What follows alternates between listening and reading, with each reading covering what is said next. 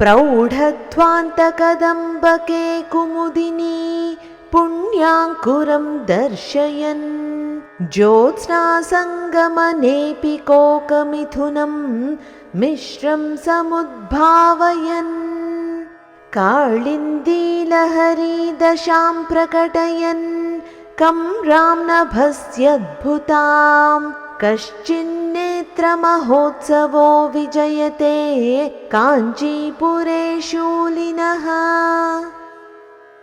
प्रौढध्वान्तकदम्बके कुमुदिनी पुण्याङ्कुरं दर्शयन् ज्योत्स्ना सङ्गमन अपि कोकमिथुनं मिश्रं समुद्भावयन् काळिन्दी लहरी दशां प्रकटयन् कम्रां नभसि अद्भुतां कश्चित् नेत्र महोत्सवः विजयते కాంచీపురే శూలినః।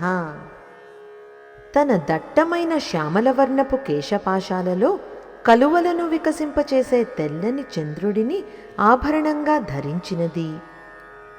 లోకంలో వెన్నెల కాస్తే విడిపోయే స్వభావం గల చక్రవాక పక్షుల వంటి తన కుచద్వయమును సైతం తన నయన మనోహరమైన చల్లని వెన్నెల స్పర్శతో కలిసి ఉండేలా చేసేది।